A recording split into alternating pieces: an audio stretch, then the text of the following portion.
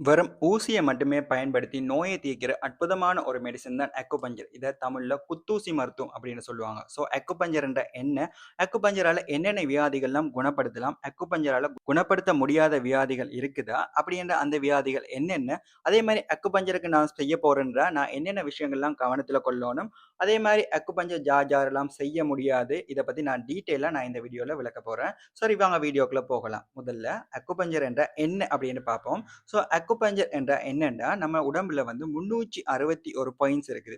இந்த 361 பாயிண்ட்ஸ்ல வந்து சிறிய ஊசிய பயன்படுத்துறது மூலமா வந்து நம்மளுடைய நோய குணப்படுத்தலாம். அதாவது வந்து எந்த ஒரு மருந்துமே பயன்படுத்த மாட்டோம். வெறும் ஊசிய மட்டும் தான் இந்த அக்குபஞ்சர்ல பயன்படுத்துவோம். அப்படின்னா 361 இடத்திலயுமே இந்த ஊசிய செலுத்தணுமா அப்படின்னு பார்த்தா இல்ல. குறைந்தது வந்து 6ல இருந்து 10 இங்க பொதுவா யூஸ் பண்றாங்க. அதே மாரி வந்து மேக்ஸிமம் 15 ஊசி வரைக்கும் பயன்படுத்தலாம். சில நேரங்கள்ல வந்து 1லிருந்து 2 ஊசி கூட பயன்படுத்தலாம். ஆனா பொதுவா வந்து 6லிருந்து 10 ஊசி வரைக்கும் இப்ப நடைமுறையில காணப்படுது. அதே மாரி இந்த ஊசிய செலுத்தும்போது வலிக்குமா அப்படின்னு கேட்டா 361 பாயிண்ட்ஸ் இருந்தா 300க்கு மேற்பட்ட பாயிண்ட்ஸ்ல எந்த ஒரு வலியுமே கிடைக்காது. அதாவது இந்த ஊசிய நீங்க நல்லா பார்த்தீங்கன்னா, நம்ம சாதாரண பயன்படுத்துற ஊசிய விட மிக மிக மெல்லியதா இருக்கிறனால வந்து இந்த ஊசிய நம்மோட உடல்ல செலுத்தும்போது எந்த ஒரு வலியுமே தெரியாது. இந்த அக்குபஞ்சர் ஆனது வந்து சைனாவுல தோற்றம் பெற்ற மெடிசின் தான். பட் இப்ப உலகம் பூரா வந்து இந்த அக்குபஞ்சர் வந்து பரவி காணப்படுது. அதே மாரி அக்குபஞ்சர்ல சக்சஸ் ரேட்டுமே ரொம்ப அதிகமா காணப்படுது. சரி, இந்த அக்குபஞ்சரால என்னென்ன வியாதிகள்லாம் குணப்படுத்தலாம் அப்படின்னு பார்த்தோம்னா, எக்கச்சக்கமான வியாதிகள குணப்படுத்தலாம். அதாவது பார்த்தோம்னா, சாதாரண வலியில தொடங்கி அதாவது கை, கால் வலி, மூட்டு வலி, வயிற்று வலி, தலைவலி இப்படி எக்கச்சக்கமான வலிகள், வீக்கம் இது எல்லாத்தையுமே குணப்படுத்தலாம். இது மட்டும் தானான்னு பார்த்தா இது மட்டும் இல்ல. ஹோர்மோனல் சம்பந்தப்பட்ட பிரச்சனைகள், முடி வளர்றதுல பிரச்சனை, மாதவிடாயில பிரச்சனை, இதுக்கெல்லாம் பயன்படுத்தலாம்.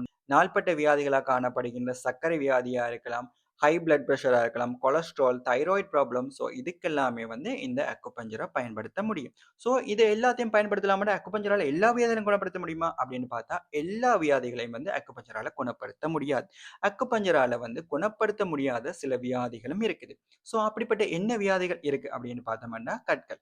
சிறுநீரக கற்களா இருக்கலாம், பித்தப்பை கற்களா இருக்கலாம். இதெல்லாம் வந்து அக்குபஞ்சரால குணப்படுத்த முடியாது.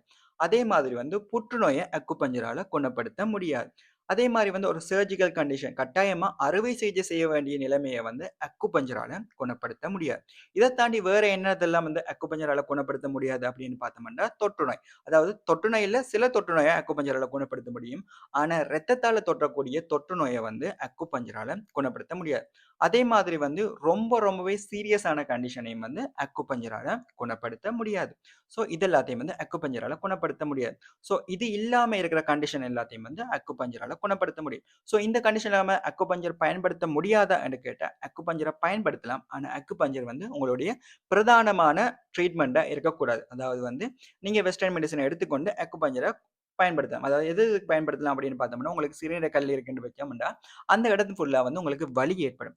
அப்படி வலி ஏற்படும்போது, அந்த வலிய குறைக்கிறதுக்காக அக்குபஞ்சர் பயன்படுத்தலாம். ஆனா அக்குபஞ்சர் வந்து பிரதானமான ட்ரீட்மெண்ட்டா பயன்படுத்த முடியாது. சரி, இனி அக்குபஞ்சர்க நான் எடுக்க போறேன். ஒருத்தர்ட்ட போப்போறேன்டா, நான் என்னென்ன விஷயங்கள்லாம் கவனத்துல கொள்ளணும் அப்படின்னு பார்த்தா, அக்குபஞ்சர்ல வந்து பல போலி டாக்டர்ஸ் இப்ப உலகம் பூரா காணப்படுறாங்க. நம்ம நாட்டிலேயும் வந்து பல போலி டாக்டர்ஸ் காணப்படுறாங்க. நீங்க போற ஆள் உண்மையிலேயே அக்குபஞ்சர் அடிக்கக்கூடியவரா? அதுக்கு கை தேர்ந்தவரா? அதுக்குரியவரா? அப்படின்னு தெரிஞ்சுக்கொள்ட்டு நீங்க போகணும். அப்ப நாம எப்படி அத கண்டுபிடிக்கிறோம் அப்படின்னு பார்த்தோம்னா, நீங்க போற அந்த அக்குபஞ்சருக்கு போற ஒரு நபர் வந்து அக்குபஞ்சர்ல டிகிரி வச்சிருக்கணும். அதாவது நம்ம வந்து அக்குபஞ்சரிஸ்ட் அப்படின்னு சொல்லுவோம். அப்படி டிகிரி வச்சிருக்காரா அப்படின்றத முதல்ல செக் பண்ணுங்க. அப்படி இல்லாட்டி, நீங்க போற ஒருத்தர் வந்து ஆயுர்வேதிக் டாக்டரா இருக்கும் பட்சத்துல, ஆயுர்வேதிக் சம்பந்தப்பட்ட டாக்டரா இருக்கும் பட்சத்துல, அவர் வந்து அக்குபஞ்சர் சம்பந்தப்பட்ட டிப்ளோமாவாச்சும் வச்சிருக்கணும். சாதாரண ஆயுர்வேதிக் டாக்டரால கூட இத செய்ய முடியாது. அதாவது ஆயுர்வேதிக்ல டிப்ளோமாவாச்சும் நீங்க வச்சிருந்து தான் செய்யக்கூடியதா இருக்கு. இத தாண்டி வேற யார்ட்டயும் போகாதீங்க. அவங்க எல்லாமே வந்து உங்கள வச்சு தான் பழகுறாங்க. அல்லது வந்து அவங்க ஏதோ ஒரு எக்ஸ்பீரியன்ஸ வச்சு தான் செய்றாங்களே தவிர, அவங்களுக்கு அக்குபஞ்சர் தொடர்பான பூரண அறிவு இல்ல என்று தான் இங்க தெளிவாகுது. சரி. அது மட்டும் தானா அப்படின்னு பார்த்தோம்னா, நீங்க அக்குபஞ்சர் செய்யும்போது, நீங்க வந்து ஒரு நோன்பு நேரத்துல, ஒரு விரத நேரத்துல நீங்க அக்குபஞ்சர் செய்யக்கூடாது. அதாவது வந்து உங்களுக்கு எம்ப்டி ஸ்டொமக் இருக்கிற சந்தர்ப்பத்துல வந்து நீங்க அக்குபஞ்சர் செய்யக்கூடாது. அப்ப நீங்க வயித்துல வந்து லைட் ஃபுட் இருக்கிற கட்டத்துல தான் நீங்க வந்து அக்குபஞ்சர் செய்யணும். வேற என்ன விஷயங்கள்லாம் கவனத்துல கொள்ளணும் அப்படின்னு பார்த்தோம்னா, இந்த அக்குபஞ்சருக்கு பயன்படுத்துற ஊசி. அந்த ஊசி எப்படிப்பட்ட ஊசியா இருக்கணும்னா, புதிய ஊசிய பயன்படுத்தணும். பட் நம்ம நாட்டுல வந்து பழைய ஊசிய தான் ரிப்பீட்டா பயன்படுத்திட்டு இருக்காங்க. அப்படி பயன்படுத்துறது தவறா என்று கேட்டா, தவறு இல்ல. பட் அத விட புதிய ஊசி பயன்படுத்துறது நல்லது. அப்படி பல ரிப்பீட்டான ஊசிய பயன்படுத்துறாங்க அப்படின்னா, உங்களுக்கு பயன்படுத்திய ஊசிய உங்களுக்கு தான் மறுபடியும் பயன்படுத்தணும். வேற யாருக்கும் பயன்படுத்திய ஊசிய உங்களுக்கு பயன்படுத்தக்கூடாது. ஸோ உங்களுக்கு பயன்படுத்திய ஊசிய தான் உங்களுக்கு பயன்படுத்தணும். அப்படி பயன்படுத்தும்போது கூட, உங்களுக்கு பயன்படுத்திய ஊசிய வந்து நன்றாக தொட்டு நீக்கிய பிறகு தான் உங்களுக்கு திருப்பியும் பயன்படுத்தணும். இத விட பெட்டரான சாய்ஸ் வந்து நீங்க புதிய ஊசிய பயன்படுத்துறது. பட் நான் வந்து கிளினிக்ல வந்து புதிய ஊசிய தான் பயன்படுத்துறேன். பட் நம்ம நாட்ல வந்து ரிப்பீட்டான ஊசிய மறுபடியும், மறுபடியும் வந்து பல இடங்கள்ல பயன்படுத்துறாங்க. அப்படி பயன்படுத்தும்போது நான் சொன்ன விஷயங்கள்லாம் நீங்க கவனத்துல கொள்ளணும். அதே மாரி வந்து அக்குபஞ்சர் வந்து பல நோய்கள வந்து தீர்க்கக்கூடிய ஒரு வியாதி. ஸோ நீங்க ஒரு வியாதிக்கு மட்டும் போறீங்கன்னா, உங்களுக்கு காணப்படுகின்ற மற்ற நோய்கள்லாம் வந்து உங்களுக்கு அக்குபஞ்சர் அடிக்க போறவர்ட்ட சொல்லுங்க. ஸோ அதுக்கேத்த மாரி உங்களுக்கு ஒரு பாயிண்ட்ஸ்கள் வேறுபடலாம்.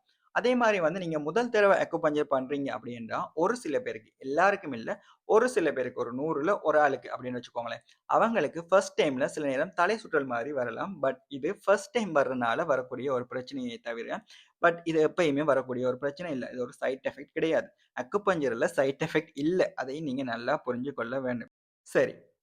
இப்ப அக்குபஞ்சர் யார் யாரெல்லாம் செய்யக்கூடாது அப்படின்னு பார்த்தோம்னா, அக்குபஞ்சர் வந்து பொதுவா வந்து 3 வயதிலிருந்து 70 வயதுக்குள்ள தான் செய்வோம். அதாவது 3 வயதுக்கு உட்பட்ட குழந்தைகளுக்கு நாங்க செய்றதில்ல. அதே மாரி வந்து 70 வயதுக்கு மேற்பட்ட முதியவர்களுக்கும் செய்றதில்ல.